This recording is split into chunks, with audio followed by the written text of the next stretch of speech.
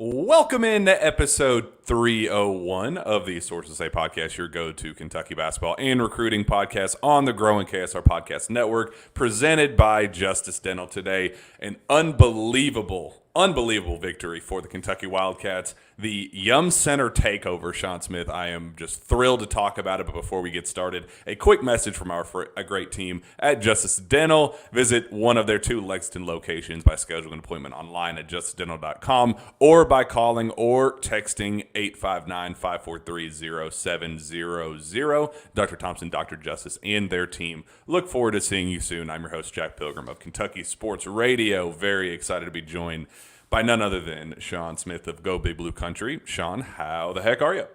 I'm fantastic, Jack Pilgrim, and the whole state of Kentucky feels good this morning. It's not a good Louisville team, but Kentucky went in there, took care of business in a rivalry game, took over the Yum Center. I know you were there. I didn't get to go last night, but I watched the game once when I got home last night, and I've already rewatched it again this morning. Got a lot of takeaways and a lot of good stuff.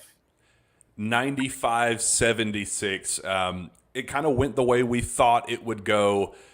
Ugly start. Teams are tight. Louisville really not having much to play for with, amid the speculation about Kenny Payne, what that looks like, the future of that program. The trajectory is just not a positive one right now. So we knew that they would probably play loose and have, no weight on their shoulders, so why not go and give Kentucky a ball game? So it kind of played to the script for the first 10 minutes, and then all hell broke loose in the last 10 minutes of the first half. It ballooned to 20 points at half, and then it kind of was a neck-and-neck battle down the stretch, but it was never competitive. There was not a single moment watching that game that I thought that Louisville was ever going to win or even keep it, within a puncher's chance by the finish line. The talent differential between the two teams was very clear and obvious, and it resulted in a pretty significant statement victory where I think the biggest takeaway, we'll talk about individual efforts, but the Yum Center takeover by Big Blue Nation was something that I have never seen before as a fan or media member, Sean. I've never walked into a road venue and seen so many of the opposing fans, just a sea of them, just outside. It was genuinely 90% of the fans you saw walking into the building were Kentucky fans, just truly a sea of blue. I know it's on the nose, but it truly was a sea of blue. Then once you got into the arena, I would say the lower bowl finished out about 50-50 of Kentucky Louisville fans, and I don't know, maybe it's just my eyes deceiving me because the red seats, I think, gave them a lot of credit that they didn't necessarily deserve. But the upper level was completely, 90% Kentucky fans, and that's where you get your most passionate fans. If you go to Rupp Arena, that's where the most diehard UK fans are. So I think some of those guys trickled into the Yum Center and found their way up into the upper deck. But there were so many ear-piercing blue-white chants, "Go Big Blue," roars from the fan base every time Kentucky did anything of substance, and it was crickets chirping every time Louisville did something. So I've never seen that or experienced that, and it was a very surreal feeling, Sean. Yeah, I wish that I could have been there to kind of witness it, but on TV you could hear it early in the game. The Go Big Blue chants early in the game. And Kentucky didn't get off to a great start. They got sped up early and played kind of out of what they wanted to do. But then they settled in, and the building just that's the thing, right? Louisville gets off to a great start. They couldn't have scripted a better start. Kentucky doesn't get a basket for 3.5 minutes. Yep. And then when you go to then Kentucky takes the lead right there before the first media timeout. Like, Kentucky was right there. Just overall, they did what they had to do. This was going to be an emotional game for a lot of people. Kenny and Cal, we know what's going on at Louisville right now. You had a great episode earlier in the week kind of breaking everything down. But you go into that and you take care of business. And you didn't let the rivalry become too much. It didn't make you what you're not. Does that make sense? Like, they played within themselves. A lot of guys played well. And it was the veterans, man. It was Trey Mitchell. It was Antonio Reeves. And Antonio Reeves was doing exactly what all summer and fall that I was saying I hoped he would be, settling into that role as a scorer. Jackie, we know that he can shoot the three, but he's doing some stuff getting off the bounce and into floaters and other things that have added to his game. How about this? Another 30-point game from him. That's the second one since he's been at Kentucky. I know Corey Price put the stat out this morning. I think there's only been 4 players in the John Calipari era score 30 points. And, I mean, he's done it a couple of times there. Like, really, really good score. DJ didn't have the best night, but once again, Kentucky's backcourt depth. Reed Sheppard for a double-double. Rob Dillingham has his moments. Antonio Reeves goes off. Trey Mitchell, complete game. Just the way Kentucky can come at you in waves, it's really hard to scout because you think that you've checked off A, B, and C, and then D and E get you. And that's what makes Kentucky really lethal when it comes to getting into conference play and in the NCAA tournament. I want to go to that point about the veterans because it did feel, 18 of Kentucky's last 20 points against North Carolina, a statement top 10 victory scored by freshmen. And then a game later, you have DJ Wagner and Aaron Bradshaw, 2 guys who have, probably 2 of Kentucky's highest rated recruits, signees, who had been playing very, very well up to this point, combined for 4 points in this game. And then you get a combined 48 points between Antonio Reeves and Trey Mitchell in this one. When Trey had kind of not, I don't want to say he has disappeared, but as the other guys, Aaron Bradshaw, even Adu Thiero, different guys trying to find their roles and do all that. Trey has been comfortable taking that step back and just kind of evaluating and just contributing how he needed to. He hasn't just been overly assertive, just, settling into his role, taking a slight back seat. Well, he reemerges and shows, I haven't forgot to make shots. I haven't lost my ability to make touch passes and be the floor general at the top, point of attack at the top of the key. Like, he hasn't lost any of that stuff. And then you have Antonio Reeves going nuclear in the first half, 22 points, hits that dagger 3 at the end of the, final possession to close out the first half. Just, again, when you have so many scoring options, this is where our optimism comes from. When we talk about this team as a Final Four team, we just experienced the freshmen take the game over a game ago.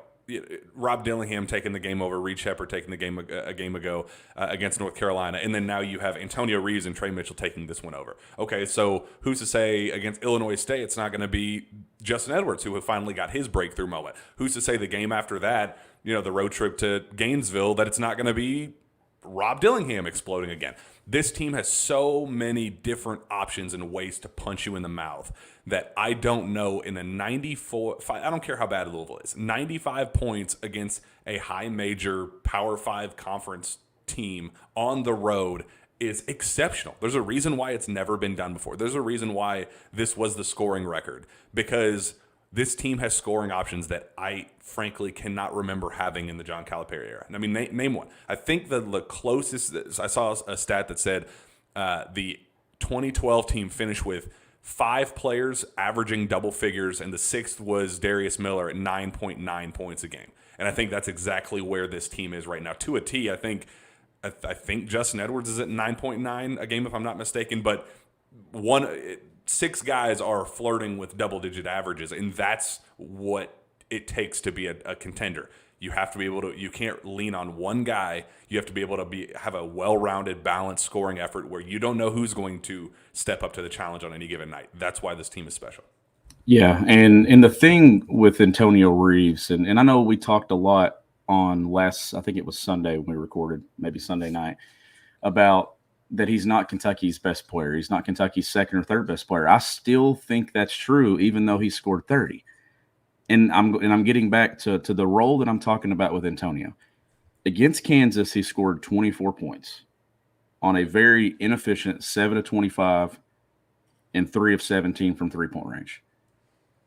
If you remember the game at Arkansas a year ago where he went off, it wasn't a lot of threes made. Last night, Antonio Reeves scored 30 points on 16 attempted shots. That's efficient. That is scoring the basketball at an efficient clip, and that is who he is, and that is what he can do when you blend it with Rob Dillingham, Reed Shepherd, I'll tell you this about Reed Shepherd. Reed Shepherd advances the ball in transition better than anybody I've seen in college basketball. He makes the advance pass, and it instantly puts pressure on a team defensively. There was a free throw that I think Louisville missed, and Kentucky had a basket within 5 seconds off a missed free throw. And it was Reed Shepherd advancing the ball in transition, and there's a bucket. But back to the efficiency of Reeves. When he is playing like that and he's not hunting, like that's the thing. He's not pressing and going and forcing and taking 9 or 10 threes a game. Like, what was his final line at North Carolina? 9 points? Yep. I believe is what he had. He didn't force anything in that game. That's a guy that's came back for an extra year here that could start to feel the pressure of, well, I've got to go get mine. He didn't. And then last night he let the game come to him. And it was DJ that got SEC Freshman of the Week against North Carolina, and he has a basket last night. He has 2 points. And Antonio Reeves, who had 9, goes for 30. And then the in-between, Trey Mitchell does more than Aaron Bradshaw does this game. Like, that's the balance. Those are the teams that win you national championships and go to Final Fours, because when one guy is off, there's 2 or 3 more that are ready to kind of step in and take charge and take the lead. Kentucky's balance and what they do, and Reed Shepherd, I'm going to tell you this. There is not a better guard in college basketball that plays at their own pace better than he does. He plays at his pace for 40 minutes. He doesn't get sped up. He doesn't slow down. He plays at Reed Shepherd speed at whatever that is. And how crazy is it that the complementary piece to Reed in the backcourt, Rob Dillingham, probably nobody in college basketball can play to his pace. So pace being the main kind of storyline with both of those guys, Rob being the guy to infinitely speed up anybody that he's going up against, and Reed being able to slow down anybody that he's going against, and or just kind of be that intermediate, however the game needs him to play. That's what he's going, or to try to counter whatever, he'll slow you down if they're trying to speed him up, or if they're trying to speed him up, he'll slow it down. Like, that's just how he operates. Those two guys, I mean, there's a reason why that 1-2 punch off the bench is working so well, and I do think that pace is probably the most underrated aspect of them both. I remember I was sitting next to Zach, and I described Rob Dillingham getting downhill when he got a rebound and just went. He took off. It's like a motorcycle taking off, that he just kind of has this, like almost that Tyrese Maxey, that once he kind of digs his head, kind of gets downhill and just kind of swerves his way through like a motorcycle guiding through traffic. Like, that's what Rob Dillingham is. So to have that piece on top of what Reed brings to the table as that kind of, hold on, I got this, I'm going to slow things down or speed you up, or like, that is so invaluable for any backcourt. And the fact that both of them are coming off the bench is just, it's mind-blowing to me. It's unreal. Like, it's honestly, if you're an opposing coach in the league, or if you're a coach that's going to see Kentucky in the NCAA tournament on a quick turnaround, and you've got that one day to prepare, that one day to truly prepare, you're sweating it out. I mean, because you just don't know what direction and where Kentucky's going to go. They have so many pieces, and they can play through so many guys.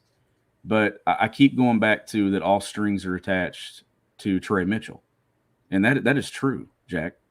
Like the way that they play with him, the pick and pops, the post up last night. They get a pick and pop. Rob Dillingham throws a pocket pass to Trey, and Trey immediately goes to the post and goes to work. Like, another guy that plays with his pace. You're seeing the footwork from him. Now you're starting to see him get really comfortable with Aaron and the two playing together. And a lot of people that had concern about what Kentucky would look like offensively with those two, I posted a clip to Twitter this morning. And I sent it to you last night because you texted me late last night after you got in. And we were just kind of going through some takeaways from the game. And I said, how about Kentucky going Zoom with Aaron and Trey in the action together?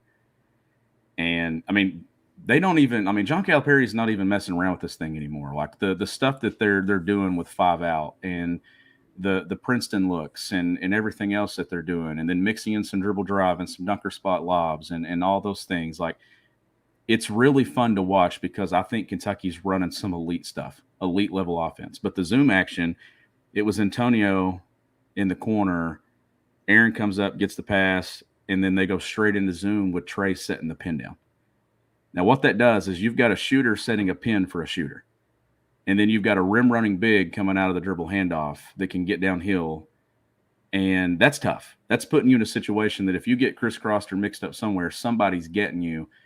And then Trey's guy has to tag, and Aaron gets just enough of contact in a clip, and DJ throws it out. Or not DJ, but Antonio throws it out, and Trey hits a three.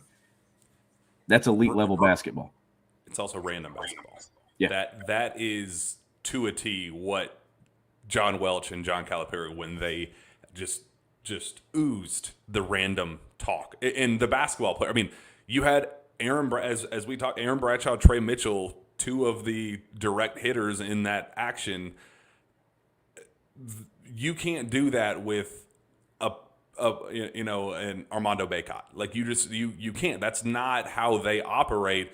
But again, I think the basketball player stuff gets blown out of proportion in the mindset of, well, everybody has to be a unicorn. Like, I don't think that's what Cal means by you being you can still be a rim running big. You can still have interior presence. It doesn't mean that everybody is stuck like glue on the perimeter and just launch threes. Like, that's not what 5 out is. It's just the ability to maneuver and work around one another in an efficient, productive way, where you have 3 options in that action of Antonio Reeves being left for a wide open look on ball. You have Trey Mitchell in the corner where he was found, or you have Aaron Bradshaw as the like, that's 3 legitimate, how the hell do you stop that options, which is why this team is so and why you have 18.3 Antonio Reeves, 14.2 Rob Dillingham, 13.2 Trey Mitchell, 12.6 Reed Shepard, 11.7 DJ Wagner, 9.9 Justin Edwards, who is finally breaking through in his own right too. Like, how do you – and Aaron Bradshaw, 8.5, Adu Thero, 7.7. That is a legitimate group of dudes that I trust – Adu Thero to go make plays. I trust Aaron. Like, there's not a single guy in that list that's fool's gold that you go, he kind of went nuclear in a couple games, and I don't really know if I trust him down the stretch. That's a whole list of 8 dudes that I believe could take a game over in March. Yeah, and you mentioned Justin there, and finally starting to break through at some points. He has the benefit of being able to take it at his pace right now, because Kentucky's got so many other guys that there's no pressure on Justin to have to get it figured out tomorrow. Like, he's just playing basketball. He's doing things, and he is getting better. He's getting a lot better to me. I'm confident that at some point he's going to be a guy that's going to step up and make some big plays for this team in moments, in league play, in postseason play, and then Kentucky just gets even deeper and even more, difficult to guard.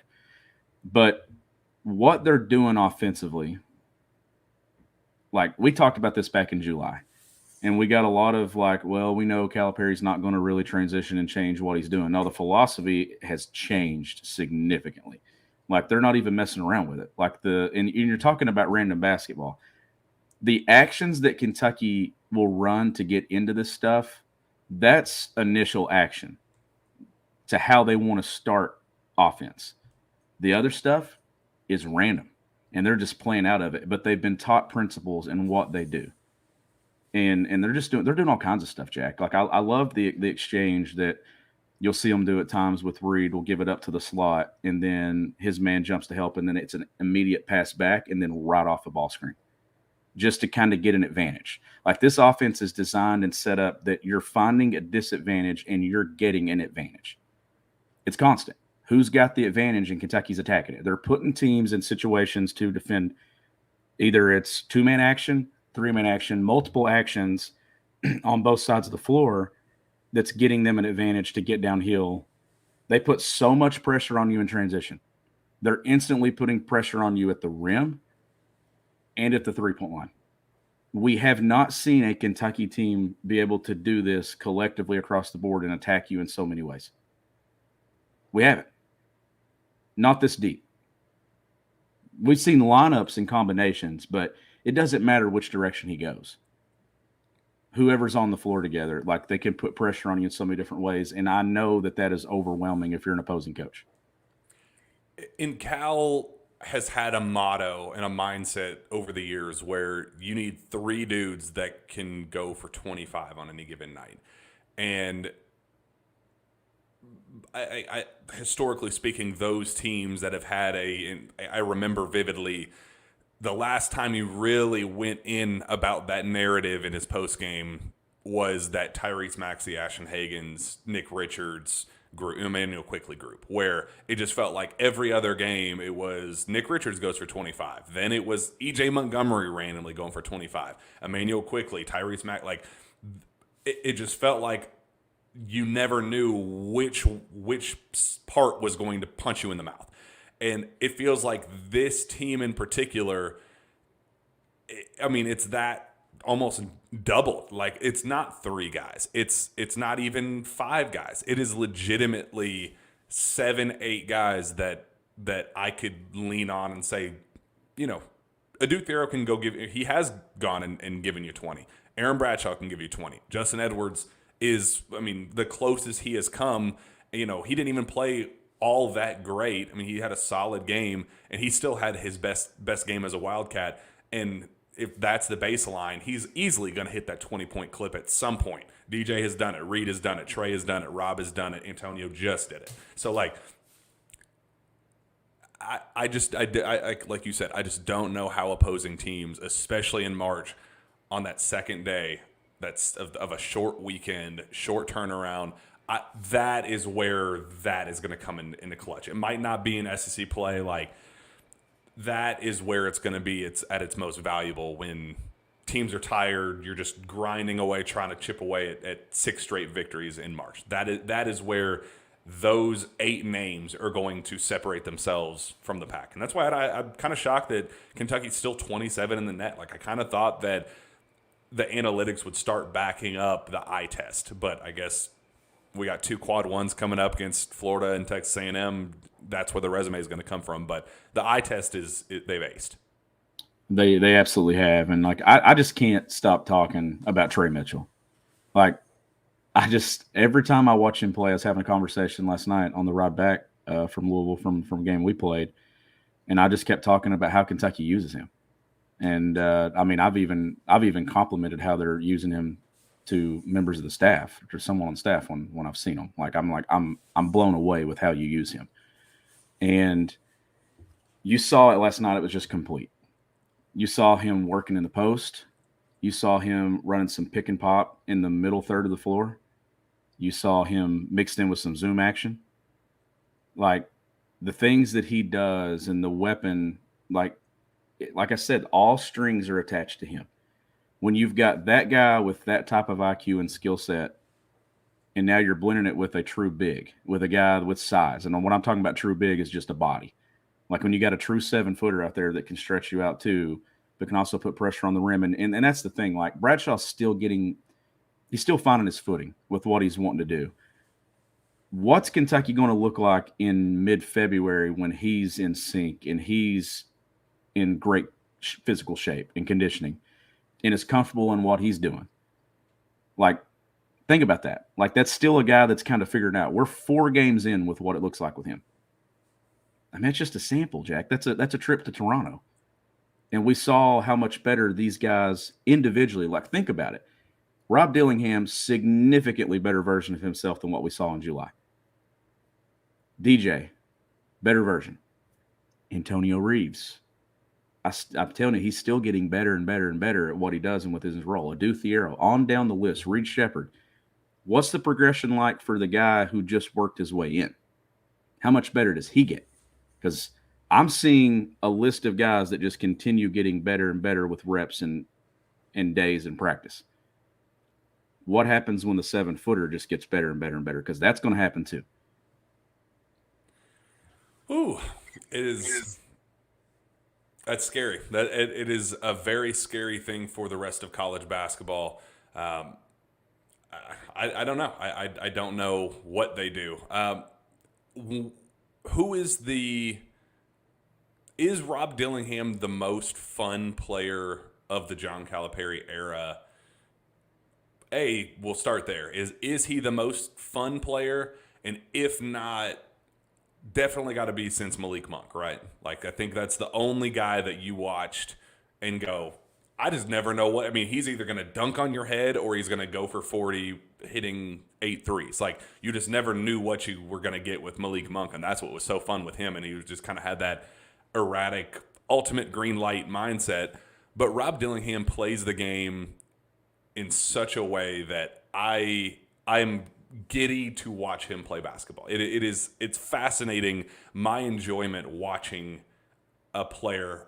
It's been a really long time since I felt that way watching any Kentucky player. Like, there's just something different about the way he plays and the way he just says, "Screw it, I am me. I'm who I'm gonna be, and take me or leave me with or without my flaws." It's fascinating. Rob is probably the most exciting feel-good story about all this right now, because we even questioned it. Rob is Rob, and Rob is going to be Rob. But Rob has been himself with a balance of discipline, though. Like, there's discipline to his game, and then he's still being aggressive and being who he is. And right there, the personality. That's what it is. His personality is the same on the floor and off the floor. If you meet Rob Dillingham in the tunnel, you get the same version of Rob Dillingham you see on the floor. He does it with a smile on his face.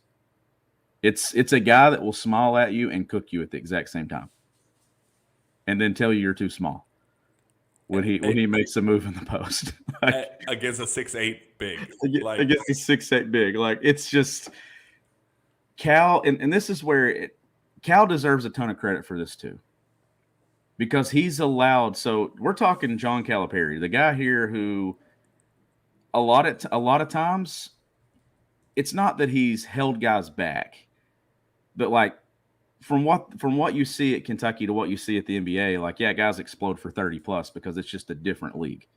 At Kentucky, they play within a system. They're taught to share. They're taught to sacrifice and to give up for the greater good of what the team is, but also individually. He's getting Rob to do that while also allowing Rob to be Rob.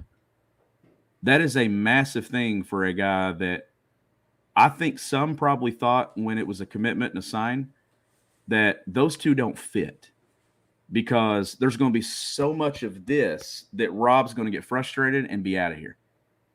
Not just to the league, but probably to a transfer. There were some people that thought that. What it's been is it's like, I'm who I am and you're who you are. Let's find a middle ground here and let's agree and let's get the best version of each other. And Cal has let him be that, while also making sure that he's holding him accountable. That is a massive development, and probably one of the most important developments going on within this storyline with this team right now.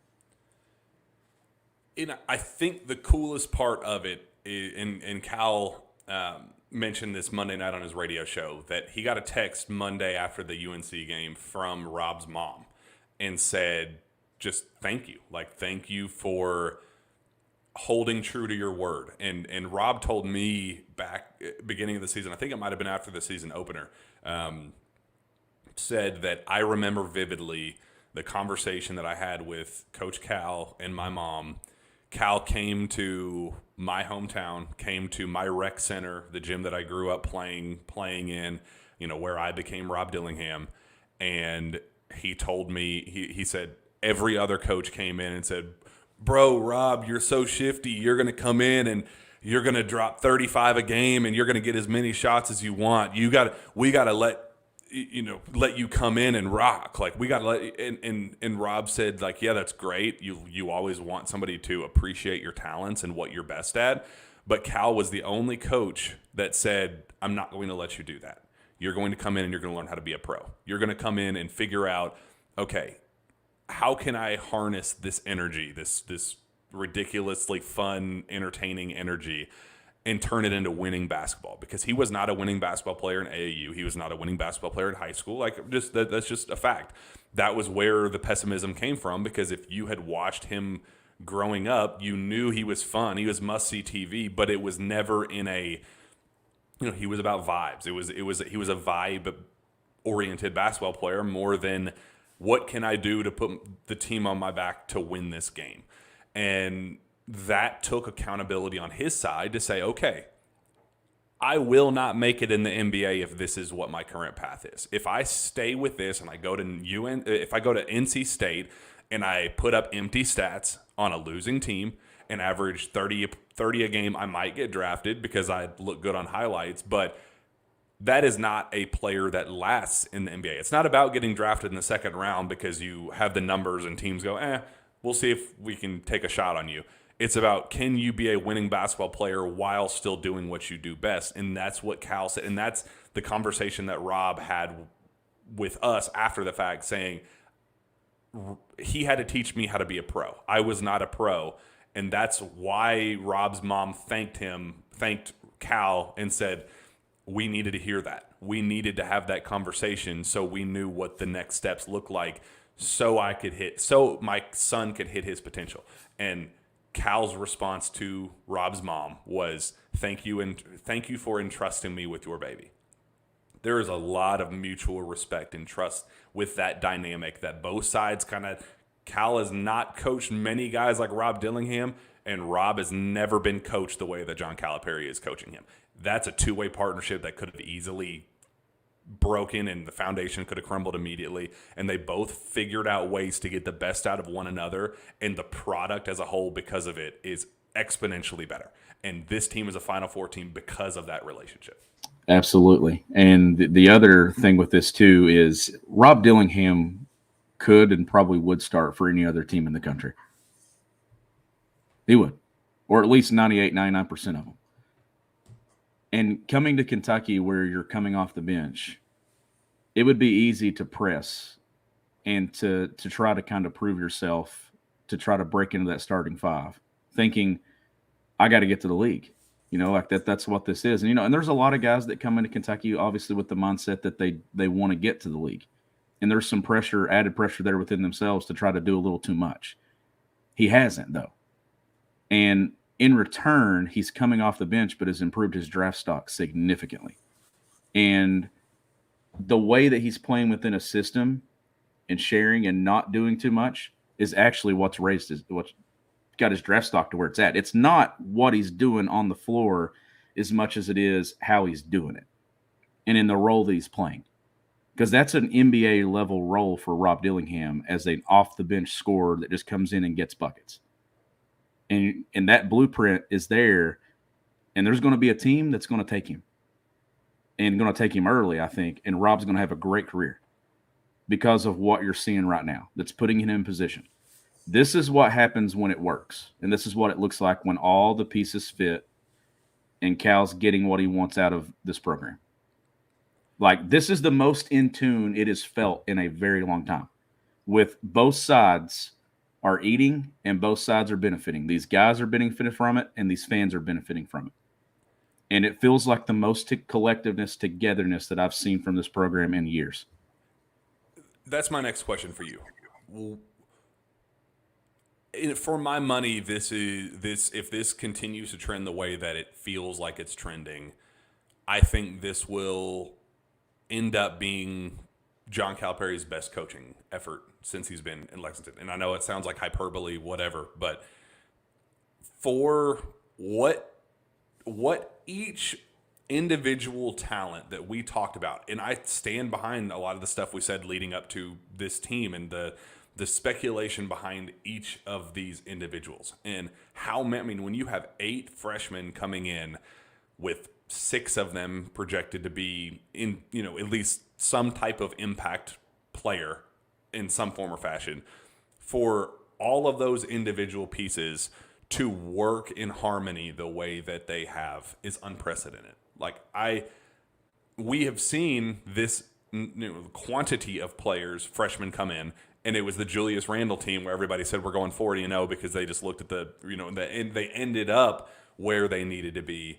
But that journey was a hard one. That could have, if they had lost in any of those steps leading up to that game, then that team, if they'd lost to Wichita State in the round of 32 that year, they would have looked at that season as, okay, well, the one and done mindset of John Calipari is not working. He needs to go away from it and figure out another path.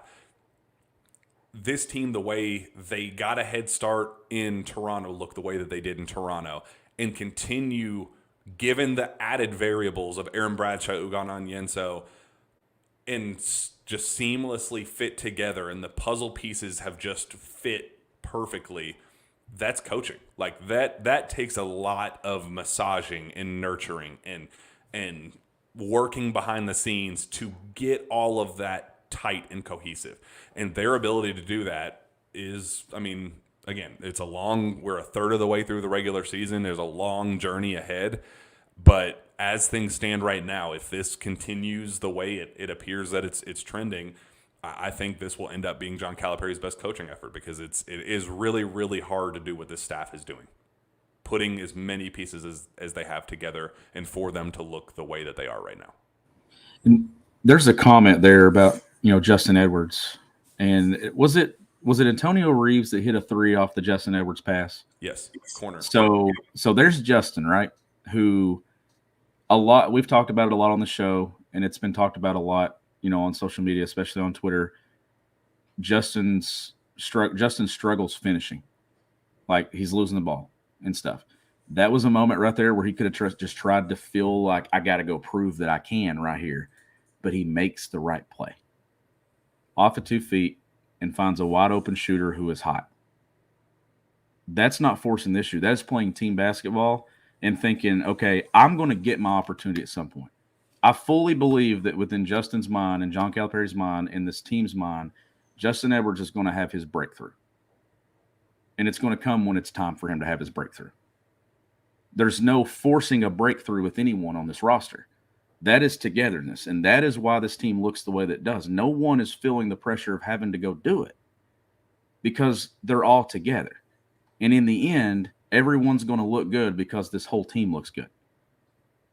Like, no one is feeling the pressure or the weight of having to go be something they're not right now. And it's just all developing and coming together, Jack. Like, this is what you're getting when one is connected to 10. When one is on the same level and same page as 10, it's pretty and fun to watch. And that's what you're seeing within this team right now. That's why we argued and debated all summer long about why this team would be good. It's because we saw it for 4 days in Toronto in a setting where it would have been easy to just kind of do your own thing and go outside the system. But Kentucky played within its system, and it didn't care. It didn't care who had the fork and who was eating. Like, okay, it's your turn now. Like, that's what you're seeing within this team, and that's why I trust them. And trust is a big word. You're seeing trust between Cal and players. You're seeing trust between players. You're even seeing trust between Cal and assistant coaches that I think had been missing for a while too, especially with in-game stuff. There's just a level of trust, and here it goes. It branches out this way too. For the first time in a long time, I think the overall fan base trusts John Calipari again. Yeah. It goes hand in hand. I like that. We're some fans lunch break. I appreciate that. There was also a fan, Pig Punisher, that said that Justin Edwards is playing flat out terrible so far for the team. That terrible player went for 13 on 6 of 10 shooting, 1 for 3 from 3, 7 rebounds, one assist in 24 minutes. If that's terrible, and that's kind of been our point with Justin Edwards, is even him playing average basketball is a whole hell of a lot better than a lot of players good. He has every physical tool imaginable to be an unbelievably talented basketball player. Like he has the intangibles to be, or the physical traits to be a high level pro.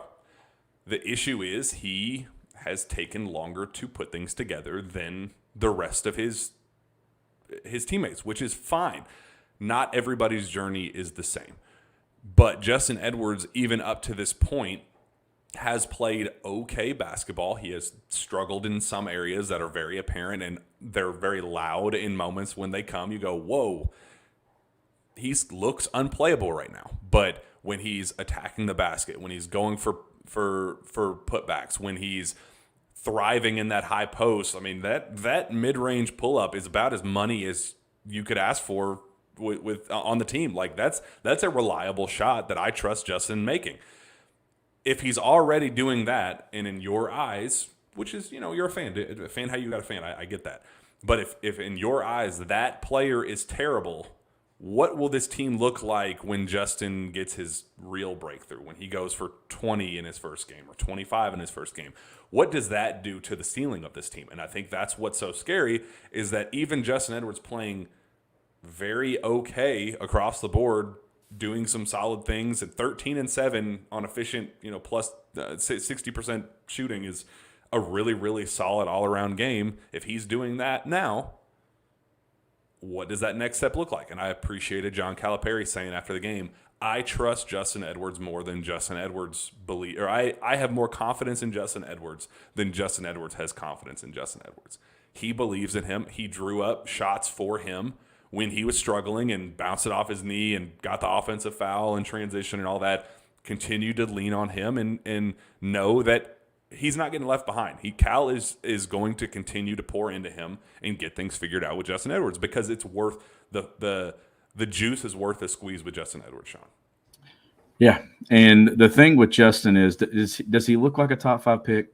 No, he hasn't been that level of good. But, that was expectations that was put there from the beginning before we ever saw him take the floor for Kentucky. But what you're seeing is there's balance within this roster that Cal's not forced to have to play him through some of his mistakes or to play him 30-plus minutes.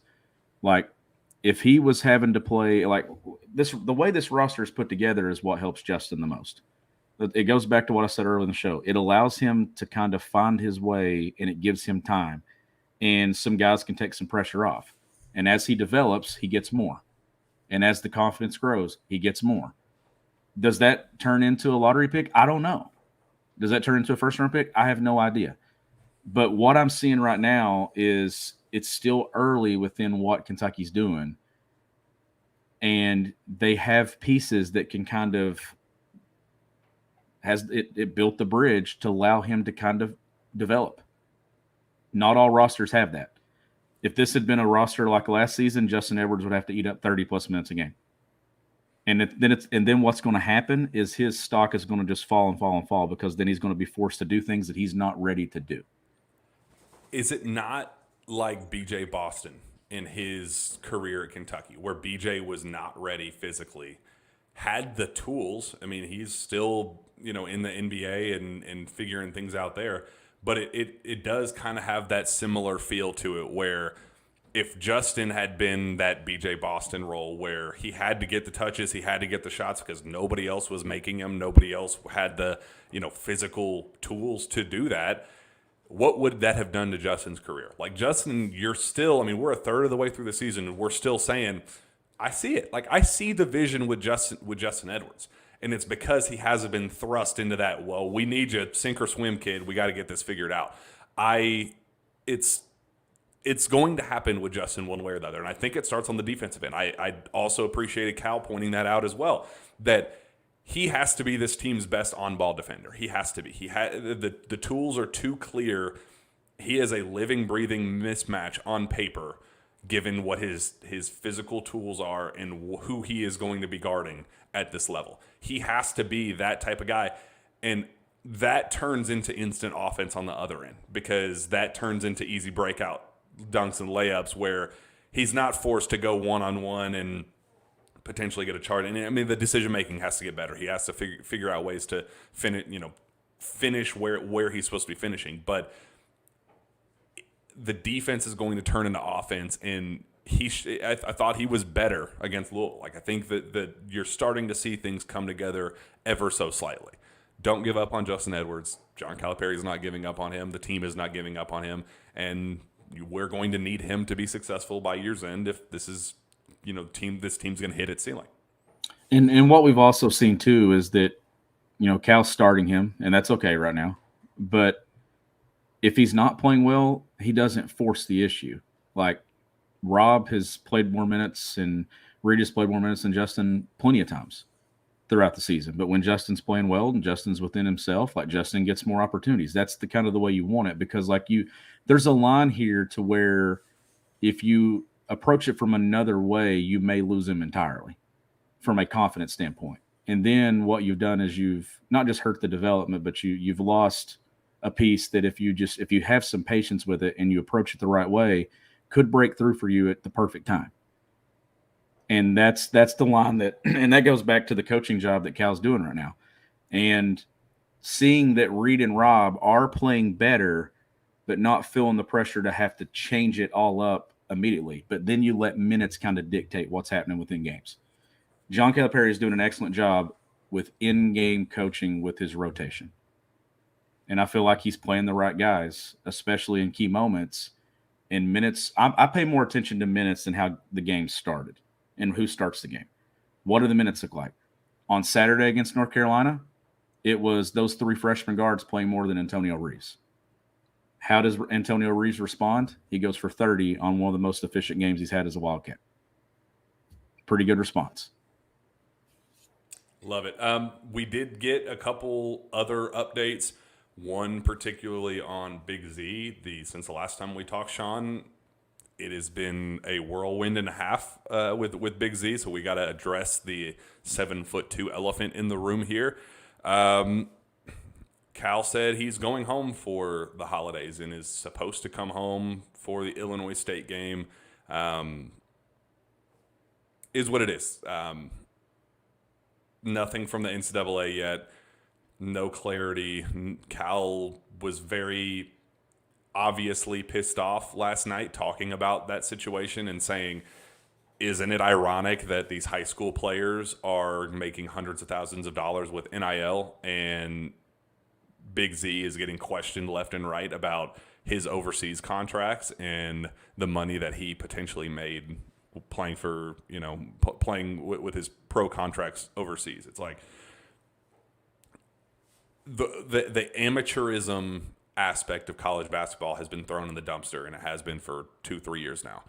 The fact that they are obsessing over Big Z's case and just digging and digging and digging and refusing to give up on this, it's slap in the face to Z, and I feel bad for him. And do I think that things have been handled as well as imaginable, and could this have been handled earlier and probably would have been a setback, but he could have been cleared in advance of this? I do. I think that it took too long to get the process going, and that led to unknown setbacks and hurdles that they were not anticipating, and that kind of forced things to get expedited in other areas and maybe overlooked some things that it has gotten us to this point where now there is genuine buzz and concern about Big Z returning home for the holidays and staying. Like I have heard that. I heard it before the UNC game. I thought it was just kind of speculation of, things aren't going well. Cal's kind of pissed off that at the NCAA, and he's just getting, the hassle is not worth the reward, and feeling guilty for the kid that he spent the time and energy bringing him over to the States and getting him admitted to help him reach his NBA dream, only to have him turn into a sideshow. Like he isn't able to do anything of substance with this program right now, and it sucks for him. And something's got to give somewhere. I would not blame Big Z in the slightest if he thought it was in his best interest to cut ties and say, I got to do what's best for me and return home and start preparing for the draft. If I'm not playing here, this is wasted. With all due respect, it's partially wasted time, and I got to do what's best for me in my basketball journey. I feel for him. I feel for the staff. It's a really crappy situation that should have been handled months ago, but here we are, Sean. Yeah, because I just don't understand what's taken so long to determine his eligibility. I mean, he's been here since October. Here it is. They got one more game, and it's January. I mean, you're in between semesters. Like, how hard is it to just figure it out? You're eligible or you're not. Like, that's the frustrating part about it. But then we've reached a point here that, if he could have got here in August, would we have even had the decision before the season started at the rate that we're going right now? And then if you do get him eligible, it's just such a disadvantage because he's not even had the opportunity to kind of play in some of these non-conference games that you're kind of just, are you going to throw him out there in the middle of conference play? Like, it's been a situation that's just so unfortunate for all sides, but mostly for Z. Like, but you see him being a really good teammate on the bench, and you're seeing him enjoy the time that he's been and the time that he's spending here. And I hope he sticks it out because I hope it works out. But if it doesn't, he's got to do what's best for him. Because right now, nothing has really been in his hands, and that's the most frustrating thing about it, is he's not been able to control anything that has happened in this entire situation. Besides his grades, besides the way he has approached the situation with patience and respect, and he's a good kid. Is he a little immature? Is he there are those things about him, but he has handled this process as well as you possibly could, and that takes a lot of courage. I mean, he has dealt with injuries that some haven't even been reported publicly because, again, it's stuff that sounds so ridiculous because it's literally been one thing after the other with Z, and it's just minor thing here and there, tight hamstring, cramps, 104-degree fever, food poisoning. It's just this kid has dealt physically with so much, as is adapting to the college game, figuring himself out, who he is as a basketball player, all of that with this group. He has tried adjusting as well as imaginable, then dealing with the pushback with admissions, then dealing with the pushback from compliance. And that they have not been helpful in this either. It has been very bizarre the way admissions and compliance have handled this situation too. It just feels like something's got to give here, and the way things are trending, it's going to become more hassle than it's worth for all parties involved. And they're just going to say, we love you, Z, we appreciate you, but clearly this is all wasted time. We're a third of the way through the season. Fall semester's over, winter's here, Christmas break. Like, something's got to give, dude. I feel for you. I know you wanted to be here. I know you wanted to live out your dreams, but kid's got to do what's best for him. And at this stage, barring an absolute last minute Hail Mary, it just does not feel like we're trending toward Big Z's future being in Lexington. I want that to be wrong, and I hope that the NCAA does what's right and make a decision one way or the other to provide him clarity. At this point, don't care if it's yes or no. Just give him an answer so he knows what the next step looks like. And maybe it's, okay, I'm ineligible for the rest of this season, but if you give me eligibility next season, I can really train my butt off and be ready for next season. Maybe that's the case. I don't know. But the waiting game a third of the year way through the season is just ludicrous. And I'm sick of waiting because I know Big Z is sick of waiting, and I know Cal's sick of waiting. Yeah, we all are. And like I said, this is frustrating for Z, but I know it's really frustrating for Cal because Cal, brought him here and probably, is put him through all these situations in hopes of giving him an opportunity to better his future. And like you said, he has the grades. He has the GPA. He's done his part. He's controlled what he can control. But it's just frustrating that the majority of this has been situations that he can't control. But great teammate in what he's doing. I hope that he gets an opportunity. But like you said, the longer it went and the longer it's been going, it just kind of you can't help think negatively about the situation and how it's going to play out. But if he's here, great. If he's not, I think everybody's going to be pulling for him regardless. Yeah, I'll be a fan of him. Hopefully he makes it to the NBA. Even, I'm first and foremost, I hope that it works out with Kentucky. If it does not, I will be a fan of Z wherever he goes, whatever his path to the NBA looks like. I wish it had been at Kentucky. Maybe it still is, but I'll be a fan of Big Z regardless because he's a good kid and means well, and he's heck of a talent, long term especially. So rooting for him. Hopefully, kid gets clarity that he absolutely deserves NCAA. Continue to kick rocks. I hate your guts. Let's wrap up here. Big news leading up to the game. I mean, what awesome timing. 2 hours before tip-off, Kentucky gets a commitment, one that we have been expecting, one we've talked about on the show extensively. Billy Richmond is a Kentucky Wildcat. He announces his commitment through Shams on Twitter. NBA, not a bad way that the NBA's best newsbreaker announcing his commitment through there, and then he actually put out his own commitment video shortly after. But that is a heck of a timed commitment, I think, with the Camden dynamic, DJ versus Milt and Kenny Payne, that relationship, Purvis Ellison. Like, there's so many things at play with the New Jersey connection and Kenny Payne. And they went forward with a commitment right before tip-off, and Cal got his 5th commitment of the class. Cal said that this is rounding into a pretty darn special recruiting class with even a higher ceiling in 2025.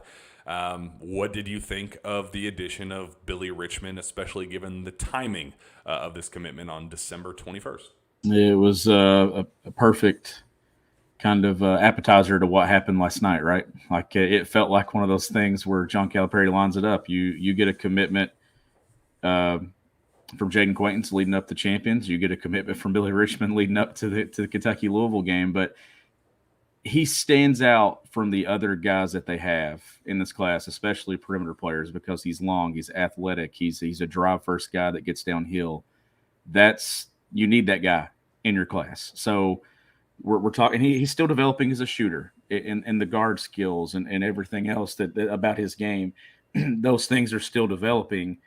But when you put him with shooters and the way Kentucky's doing things, you need a guy that can get downhill and attack, and he's that guy. Around 6'5", athletic, can rise, can fly, things like that. Like, I love his game and love what he adds to this class, Jack. And this is a class that, I mean, look, it's before January and the bulk of it's done.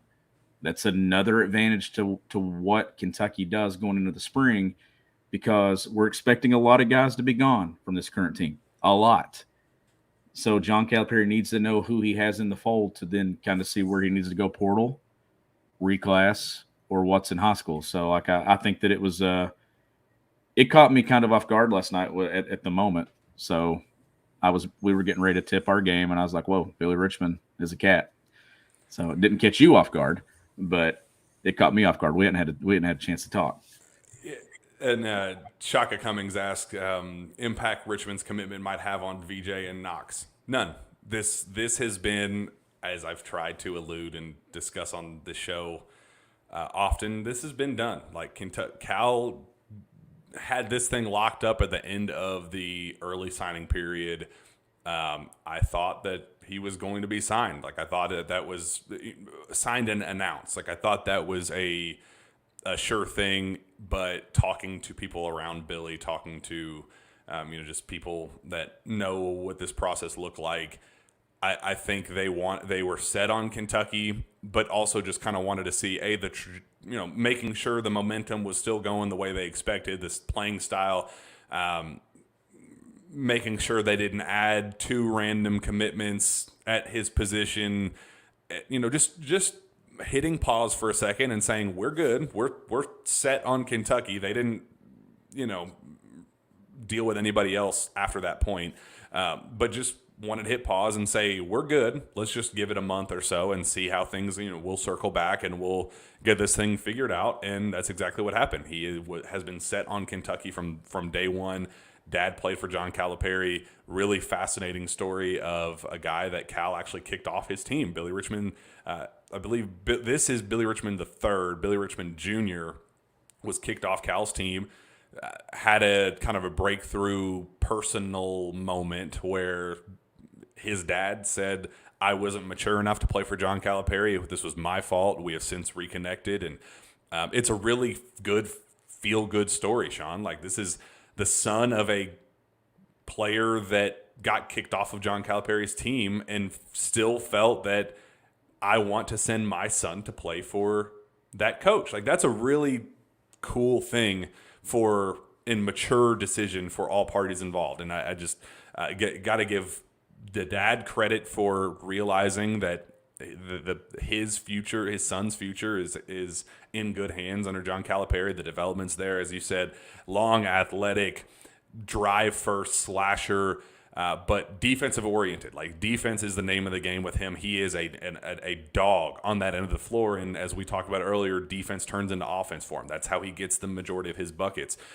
So you need a DeAndre Liggins on every roster. That is what I kind of envision him being. DeAndre Liggins. Keldon Johnson was the comp that UK put out in the video with the Cal walking down the road with the posters. DeAndre Liggins was one of them, and then Keldon Johnson was another. So that kind of long, athletic, bouncy wing who's going to get after it on the defensive end.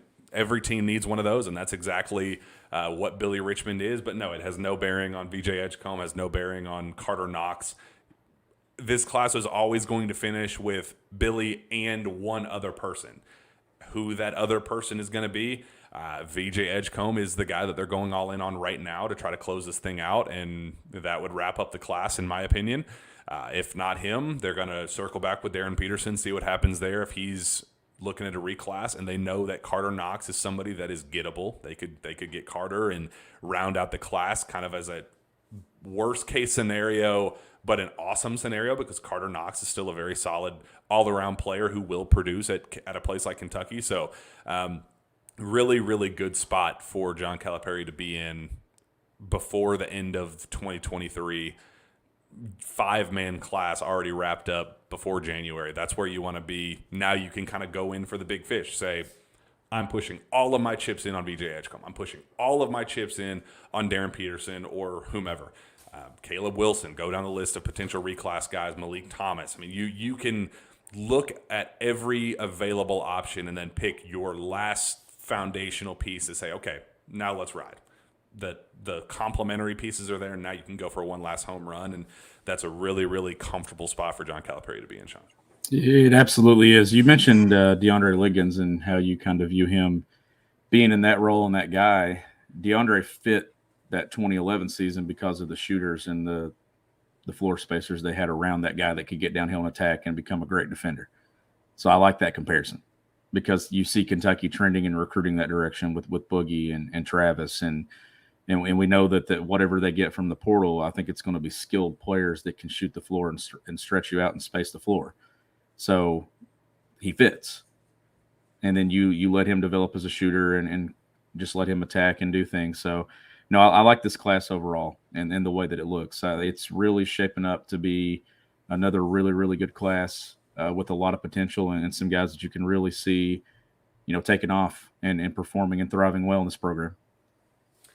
And before we get out of here, Josh Hurd says Kenny Payne will remain as basketball coach. Makes the official decision. So good, I felt for Kenny because the in limbo position is garbage. Like, make a decision after the Arkansas State game, in the middle of the Karan Davis, in the middle of all that absolute nonsense, the PR distraction and nightmare that was. Make that decision there. Go public and say, we will reevaluate going into the holiday. We are going to fire him right now, or he's going to stay for the rest of the season. The making him go out and sit in front of a camera with a microphone in front of his face and answer questions about his future, not knowing whether or not Josh Hurd is making that decision one way or the other, it's not fair to him. So I'm glad that this game solidified something for Josh Hurd, and now I'm rooting for Kenny to finish this year strong and go save your job. I love Kenny Payne. I think he's a misunderstood. I feel like U of L fans just go after every single tiny quote that comes out, and the 1 point thing that came out. Cal wants to beat me down. I just want to win by 1 point. It got so misunderstood by the fan base of what Kenny is saying is, I don't care if I win by 45 or 1. I just want to win the damn game. Like, that's what he was saying, not I only want to win by 1 point because Cal's my best friend. Like, shut up. Because I love him so much. That's not what he meant. No, he wants to win the damn game and save his job. Like, Kenny is a good guy. He's a good coach that has not adjusted to the culture of being the head coach at a place like Louisville. He cannot say things that John Calipari gets away with at Kentucky because he does not have the equity built up with the program and the fan base. He has to earn every bit of respect, and the way he kind of just talks and says just what's on his mind, the way the head coach at a place like Kentucky would say, it rubs Louisville fans the wrong way, and they want him out because the product, the on-court production has just not been what it needs to be. I would have understood if they had felt that the future was not positive with Kenny Payne and they wanted to make a move after the Arkansas State game, but I thought this week of limbo was nonsense, and I felt for Kenny. I understood both sides of the frustration, wanting to can him, wanting to give him a longer leash. Cal was about as outspoken as imaginable after the game, saying Kenny's going to right the ship. Everything's going to be okay. He needs a year to get this thing right.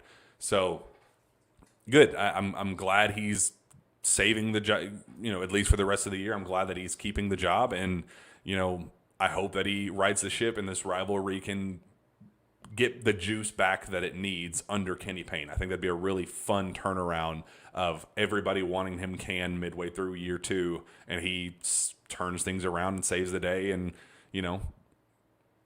goes on a little bit of run in ACC play. I am rooting for Kenny Payne's success. I hate the Louisville Cardinals. I love Kenny Payne. Yeah, got to find a way to win some games in that league, in the ACC. Like you gotta show progress. You got to show improvement. I think getting to double-digit wins would be a massive thing for him if he's able to pull that off, and that's going to be tough. That is going to be tough with that schedule in that league. But if he can get to 10+, we'll see what decisions are made in the spring when this thing's all said and done. But you're right. This rivalry it's missing some juice. And like you said last night, I didn't feel at any point that Louisville had any chance at kind of making that thing competitive down the stretch. They got off to a start. Kentucky struggled to make shots, but like I said, right before the first media timeout, Kentucky takes a lead. Or they hadn't scored a basket in the first 3.5 minutes of the game, and Duke. Louisville was up 5-0. I was reading something about Duke a second ago. But the juice is missing from this rivalry. And I don't know if you ever get it back to Rick Pitino, John Calipari. Like, that was just such a different level of juice when it came to the rivalry. But Kenny's a guy that we all like, so that takes a little bit of the juice away. Still hate Louisville. Still, like a lot of people, Kentucky fans hate Louisville. So that's there, but this has not been a competitive rivalry for a while. Even when Rick was there, it wasn't competitive. I hope Kenny is the one to make it competitive again. I hope the turnaround happens. I hope ACC play goes well for them, and I will never root for Louisville, but I will – goodness.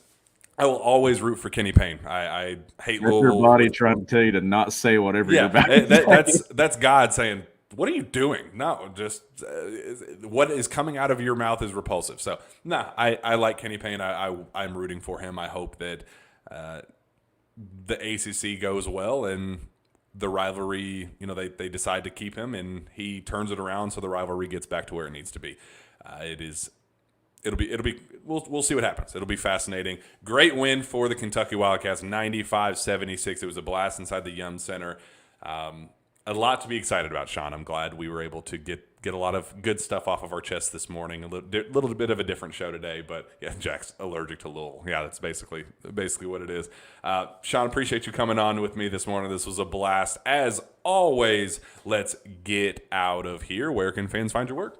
You can follow me on Twitter at GBB Country.